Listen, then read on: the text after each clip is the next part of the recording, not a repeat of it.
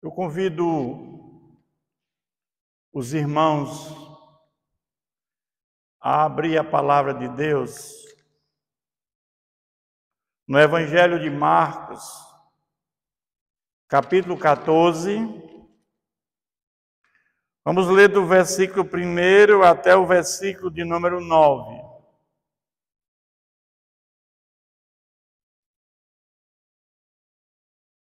Evangelho de Marcos, capítulo 14. Vamos ler do versículo 1 até o versículo de número 9. Dali a 2 dias era a Páscoa e a festa dos pães asmos. E os principais sacerdotes, os escribas, procuravam como o prenderiam à traição e o matariam. Pois diziam que não durante a festa, para que não haja tumulto entre o povo. Estando ele em Betânia, reclinado à mesa, em casa de Simão, o leproso, veio uma mulher trazendo um vaso de alabastro com preciosíssimo perfume de nardo, puro, e quebrando o alabastro, derramou o bálsamo sobre a cabeça de Jesus. Indignaram-se alguns entre si e diziam: para que este desperdício de bálsamo? Porque este perfume poderia ser vendido por mais de 300 denários e dar-se aos pobres, e murmuravam contra ela. Mas Jesus disse: deixai-a, por que molestais? Ela praticou uma boa ação para comigo, porque os pobres sempre os tendes convosco, e quando quiserdes, podeis fazer-lhe bem, mas a mim nem sempre me tendes. Ela fez o que pôde, antecipou-se a ungir-me para a sepultura. Em verdade vos digo, onde for pregado em todo o mundo o evangelho, será também contado o que ela fez para a memória sua. Amém? Até aqui. Senhor nosso Deus, Deus eterno, soberano, a Ti pertence o reino, o poder e a glória. A Ti toda a adoração, porque Tu és o Criador de todas as coisas, Pai. Queremos agora pedir, Senhor, a compreensão desse texto bíblico que foi lido para nossa edificação e para a edificação da igreja, meu Pai. Que possamos cada vez mais viver uma vida em santidade, uma vida em obediência à Tua palavra, um programa sistemático de oração, para que possamos ter uma vida digna de ser chamado amigos de Deus, amigos de Jesus. Oramos em nome de Jesus. Amém. À luz desse texto, eu quero trazer a seguinte mensagem: a gratidão da irmã de Lázaro a Jesus. O texto diz que dali a 2 dias era a Páscoa. A Páscoa era uma festa muito celebrada, porque a Páscoa era celebrada no mês 1º do calendário hebraico, no dia 14, indicava a passagem do anjo, da morte, lá no Egito. Os israelitas onde tinham nos umbrais, eles não morreram, e morreram os primogênitos daqueles que não tinham sangue nos umbrais das portas. Então se comemorava a libertação da escravidão do povo, que ficaram 400 anos escravos lá no Egito. E na continuidade da festa, é a festa dos pães asmos, que é no dia 15, na sequência por uma semana, para relembrar toda a experiência do Êxodo, que eles passaram durante a travessia no deserto por 40 anos, né? Pães ázimos, que era o pão sem fermento, que simbolizava, né, um pão que não tinha pecado, né? Mas o texto diz aqui que os principais sacerdotes escribas procuravam como prenderiam a traição e o matariam. Havia um plano para prender Jesus à traição e matar Jesus depois da festa. Por quê?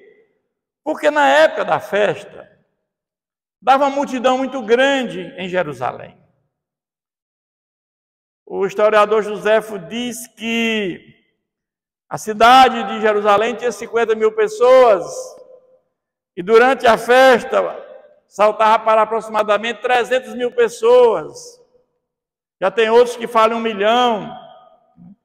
Era muita gente. Naquele momento, você fazer qualquer coisa com Jesus era uma coisa muito complicada. Ia haver um tumulto muito grande, é tudo que eles não queriam. Então havia todo um aparato policial que iam para Jerusalém. A sede do governo de Pilatos não era em Jerusalém, era em Cesareia Marítima. Então todo aquele aparato ia para Jerusalém para evitar um confronto. Mas o interessante é que Jesus está lá ensinando ao povo, em Mateus 26, e ali ele está ensinando as pessoas, e depois que ele ensina aquelas pessoas, ele diz aos apóstolos: daqui a 2 dias eu vou celebrar a Páscoa, e depois eu serei entregue para ser morto e crucificado.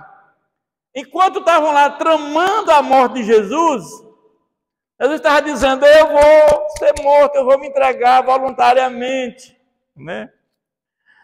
Já havia um plano estabelecido por Deus, né? Não é o homem que decide, é Deus que decide, né? Jesus foi voluntariamente à cruz. Não foi. Jesus é o Cordeiro de Deus que tira o pecado do mundo. O controle do mundo está nas mãos do Deus Todo-Poderoso. Não tenham dúvida disso. Deus está no controle.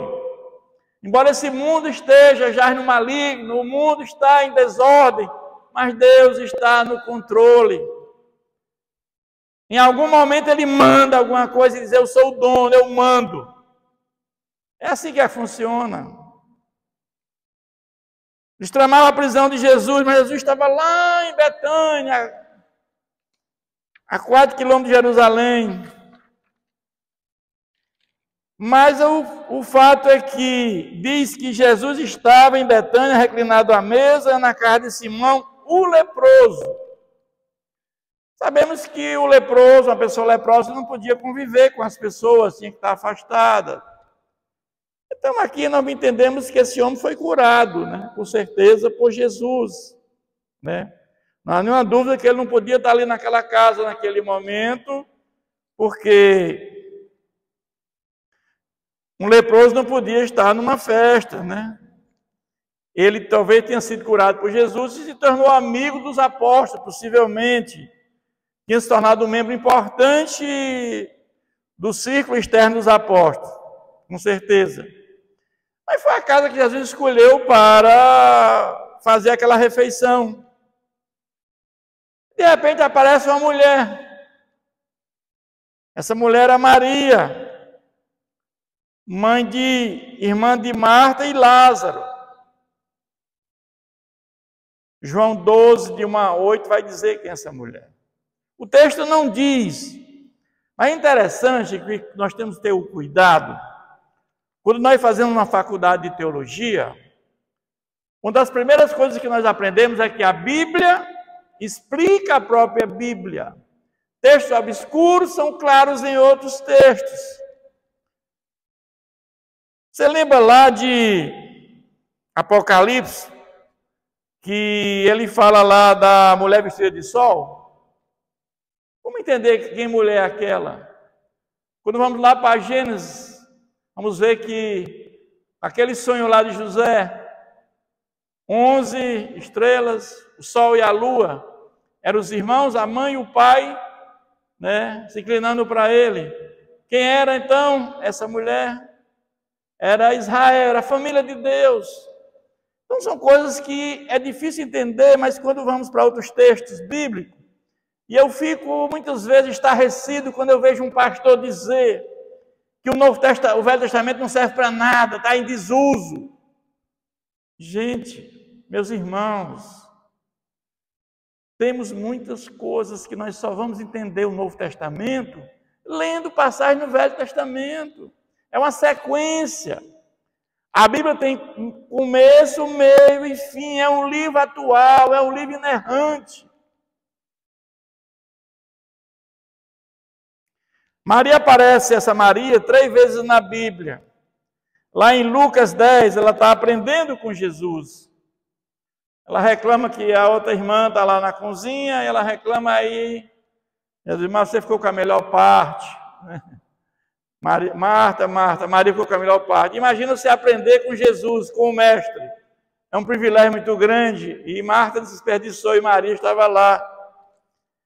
Outra vez aparece ela chorando aos pés de Jesus na morte de Lázaro, do seu irmão. E Jesus ressuscitou Lázaro.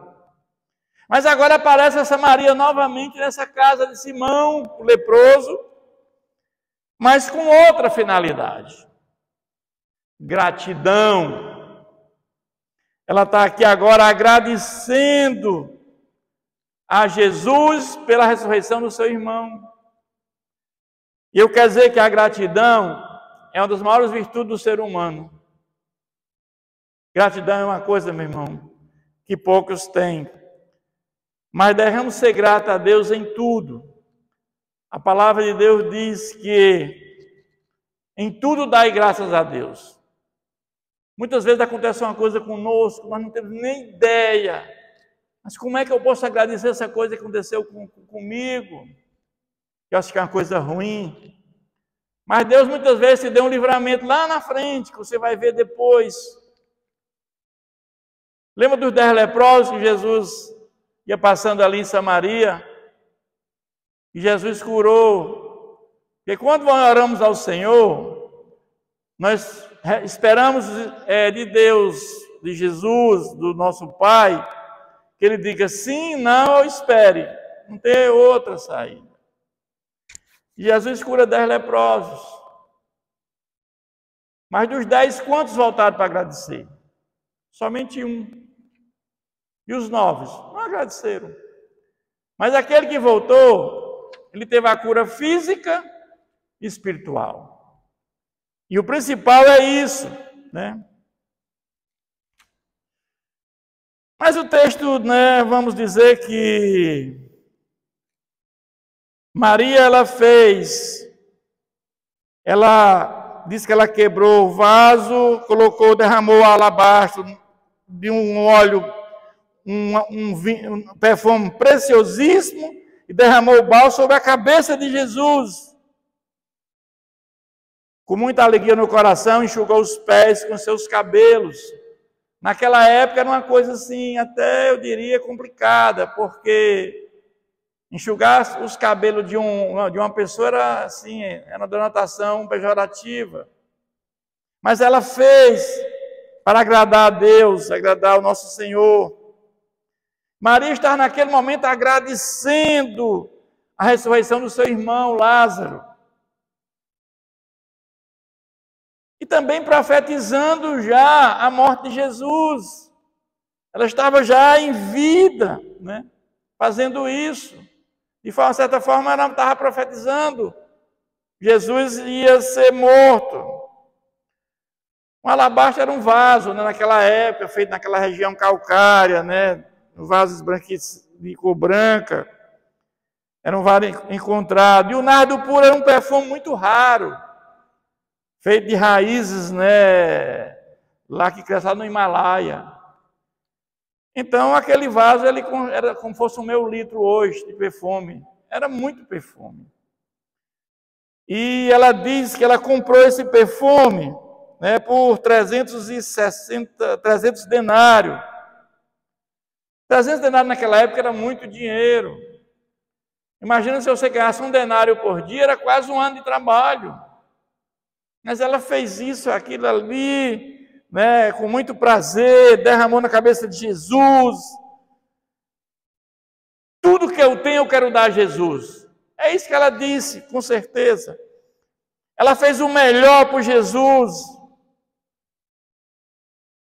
E eu pergunto, nós estamos fazendo o melhor para Jesus? Você está dando tudo que você tem para Jesus? Quantas vezes você tem tempo para tudo? E ao futebol, tem o trabalho, tem o shopping, o estádio, tudo. Quando chega na hora de ouvir a palavra de Deus, você está cansado e não vai. O que você tem feito para Jesus? E a palavra de Deus é muito clara. Buscar em primeiro lugar o reino de Deus e a sua justiça, e as demais coisas serão acrescentadas. Né? Aí as pessoas invertem. Buscam primeiro as coisas do mundo e deixam as coisas de Deus em último lugar. Né? Mas o fato aqui é que ela investiu muito dinheiro, ela investiu tudo que tinha para comprar esse perfume, esse nardo puro. Ela fez isso de forma com muito sacrifício, 1 ano de trabalho. Era muito comum naquela época você deixar esse perfume para a noite de núpcias. Ela preferiu entregar para Jesus. Mas o fato é que houve críticas pelo que ela fez. Indignaram alguns entre si e diziam: para que esse desperdício de bálsamo? Que esse perfume poderia ser vendido por mais de 300 denários e dar aos pobres, e murmuraram contra ela. Houve indignação, murmuração, molestação. Mas ela fez para agradar Jesus, ela enxugou seus cabelos. Jesus aprovou aquilo ali que ela fez. Viram que era um desperdício. Mas Jesus demonstrou o inestimável valor de Jesus e da sua morte. Judas, que estava com Jesus, foi quem estimou aquele preço do perfume.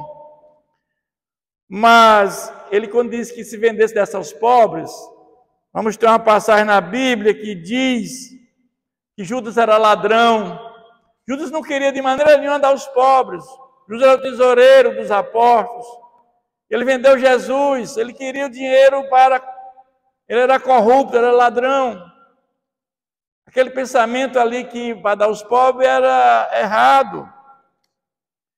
Mas essa mulher, ela foi uma mulher forte, ela não teve medo de críticas. Ela enfrentou tudo. E eu fico pensando, cada um de nós, todos nós cristãos, nós temos críticas. O pastor recebe críticas, o irmão recebe críticas. Mas devemos ser firmes, devemos servir a Deus em qualquer situação. Mas agora ele vai dizer, mas Jesus diz: deixai-a, porque a molestar, ela praticou uma boa ação comigo. Porque os pobres sempre os tendes. E bem, agora a mim nem sempre tendes. Ela fez a pessoa certa, né? Jesus precisava vir primeiro. A palavra de Deus diz que o generoso é abençoado. A generosidade não nos leva para o céu. Ninguém se salva porque é generoso ou porque ajuda um pobre. Mas nós temos a lei da semeadura, né? A lei da semeadura, ela é real. A evidência nossa que nós fomos convertidos, o amor no coração que nós temos, a evidência que nós seguimos a lei, que nós amamos ao nosso próximo, a evidência da conversão nossa é o amor. O amor. Jesus não desmereceu as causas dos pobres, não, em nenhum momento. Ele só disse que eles tinham ele para pôr o tempo que eles quisessem, mas a Jesus eles não tinham, porque Jesus estava próximo da morte. Jesus não ia ficar mais na terra por muito tempo. Depois da ressurreição ficou mais 40 dias. A pobreza espiritual e a riqueza espiritual que a sua morte trariam seriam muito mais importantes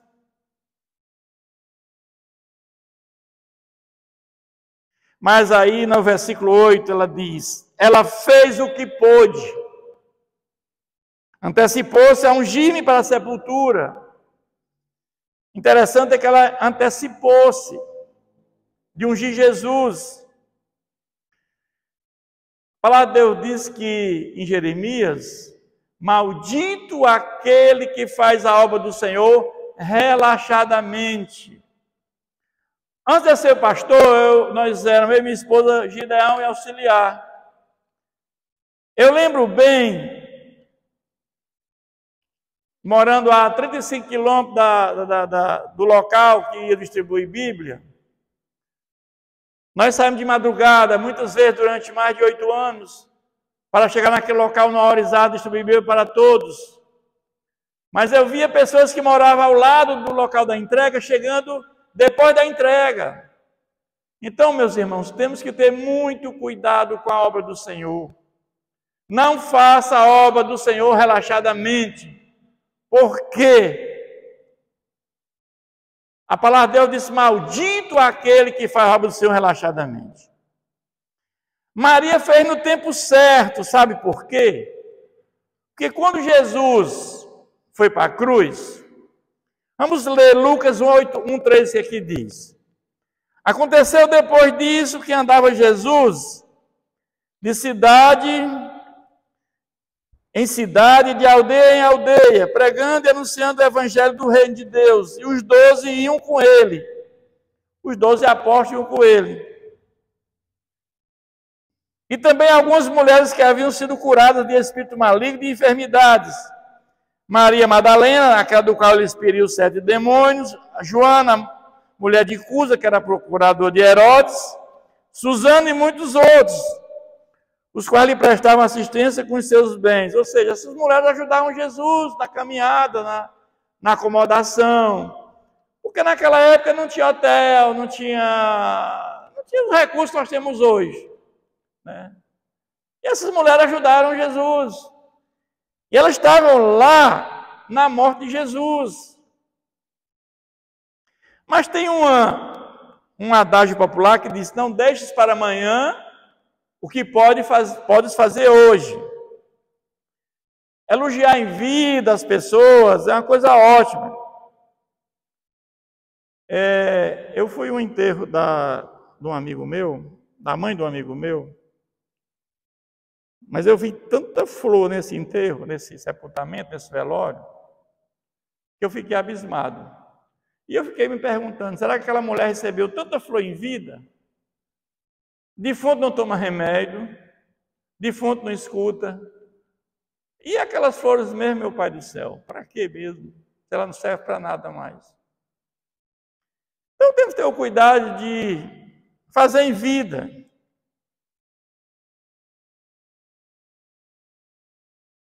Jesus estava aludindo à unção dos cadáveres com perfume e especiarias, uma prática que era amplamente observada nesse tempo e na região climática. Era muito comum naquela época, quando uma pessoa era sepultada, os lençóis de linho, perfume, tinha todo um ritual. Ele atribuía um simbolismo profético ao ato daquela mulher, enxergando como o fato dele morrer estava se aproximando.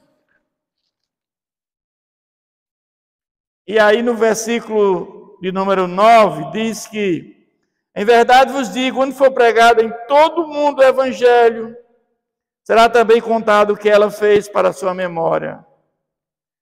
Ela fez uma reflexão para a eternidade, um legado para a vida eterna. As palavras de Jesus indicam que a unção de Jesus deve ser lembrada em todo o mundo, à medida que o evangelho avança. Os seguidores de Cristo devem sempre considerar a supremacia de Jesus sobre todos os interesses, mesmo durante os momentos mais difíceis de provação.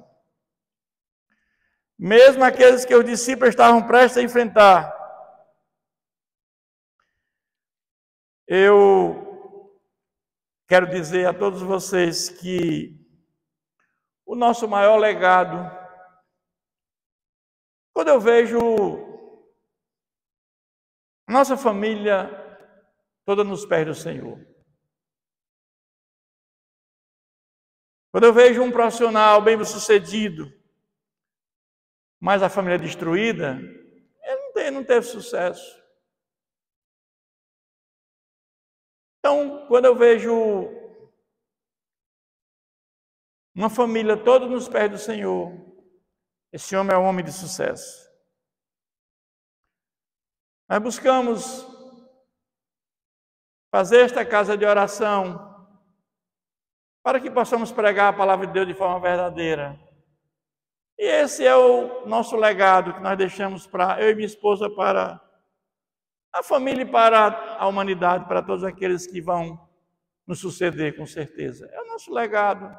Fizemos todo com recursos próprios, né? E mantemos essa casa de oração com recursos próprios, graças ao nosso Deus, com os poucos recursos que temos, para a honra e glória do nosso Senhor. Mas eu quero concluir dizendo uma coisa. Dê sempre o melhor para Jesus. Dê o melhor para Jesus. Devemos ser gratos a Jesus porque Ele fez uma coisa. Ele morreu no nosso lugar. Ele trouxe a graça salvadora como fundamento da nossa salvação. Essa graça nós podemos receber pela nossa fé. Uma vez regenerados pelo Espírito Santo, pela iluminação da palavra de Deus, nós somos justificados pela fé, por Deus, pela fé em Jesus. E somos adotados como filhos de Deus. E depois da nossa morte seremos um dia glorificados, estaremos com Ele por toda a eternidade. Sem Jesus não há salvação, a salvação sempre é por Jesus. Se Jesus não tivesse vindo, não tivesse morrido, no nosso lugar, não tivesse ressuscitado, nós estaríamos todos perdidos, condenados à morte eterna. Provérbios 3,6 diz: a gratidão tem o poder de mudar as circunstâncias. E eu quero concluir com essa seguinte frase: você jamais verá uma pessoa contente murmurando e um descontente agradecendo. Que Deus nos abençoe, que Deus nos guarde de todo mal, que possamos entender essa mensagem, possamos ser gratos, principalmente a Deus por tudo que Ele fez por nós naquela cruz do Calvário. As pessoas também que fazem alguma coisa por nós, devemos ser gratos. Obrigado é uma palavra hoje, nós temos, pouca gente diz obrigado, mas devemos ter esse costume de agradecer as pessoas. Obrigado, Senhor. E tudo que nós vamos fazer, como diz lá em Tiago, se Deus quiser. Quando eu vejo as pessoas, muitos em telejornais, até amanhã, não. Até amanhã, se Deus quiser. Porque se Deus quiser, a pessoa não estará ali amanhã. Que Deus nos abençoe. Amém? Curve suas cabeças, feche seus olhos. Senhor, obrigado por esta palavra que nos ensina cada vez mais a sermos gratos, Senhor.